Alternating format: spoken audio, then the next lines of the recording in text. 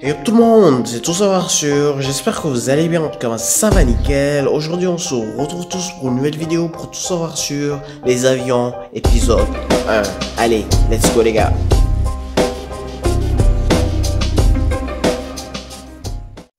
L'idée de s'élever dans les airs est aussi ancienne que l'humanité. Depuis la nuit des temps, l'homme a toujours rêvé de voler comme un oiseau. Mais malheureusement, notre anatomie ne nous permet pas de le faire. Mais Dieu nous a dotés d'un cadeau que nul autre être vivant sur terre ne possède, l'intelligence.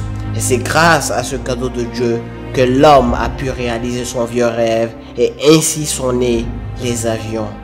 Au fil des décennies, nous avons su tirer profit de notre intelligence et nous avons fait évoluer les avions, les faisant passer d'inventions révolutionnaires à moyens de transport en commun.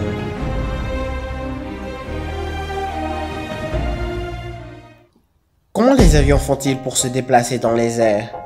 Dans cet épisode, nous allons nous intéresser aux commandes de vol des avions, plus précisément aux ailerons.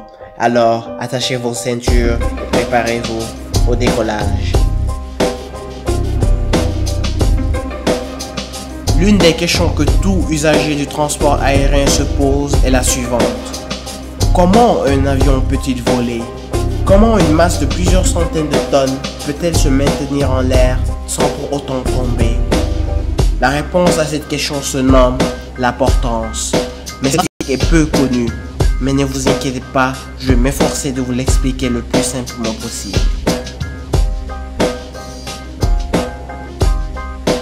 La portance est une force qui s'exerce sur le dessus de l'aile.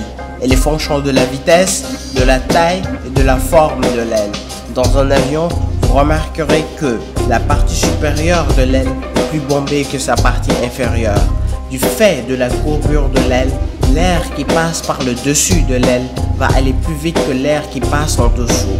Cette vitesse au-dessus de l'aile fait également diminuer la pression.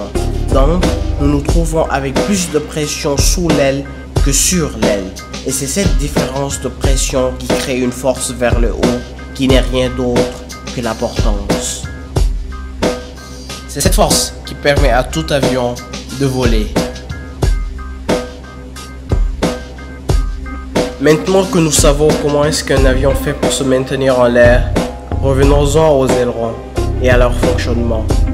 Le terme aileron a été utilisé pour la première fois en 1908 par Henry Farman, alors qu'il était en tournée aux États-Unis.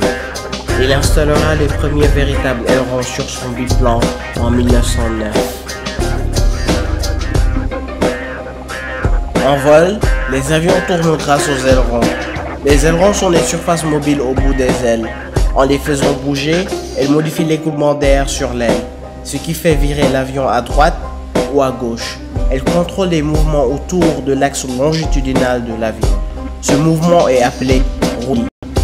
Les ailerons se déplacent dans des directions opposées l'un de l'autre, c'est-à-dire quand l'un monte, l'autre descend, et inversement.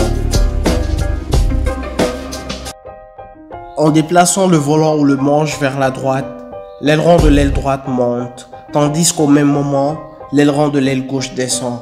La flexion vers le haut de l'aileron droit réduit la cambrure de l'aile, ce qui réduit la portance de l'aile droite. Inversement, la flexion vers le bas de l'aileron gauche entraîne une augmentation de la cambrure et une augmentation correspondante de la portance de l'aile gauche. La différence de portance entre les ailes fait tourner l'avion vers la droite. Bon les gars, on va se quitter là pour aujourd'hui. J'espère que cette vidéo vous a plu. Si c'est le cas, n'hésitez pas à bombarder la barre du like et à vous abonner, ça me fera super plaisir. C'était Tout Savoir Sûr. À la prochaine pour de nouvelles vidéos. Allez, ciao, peace.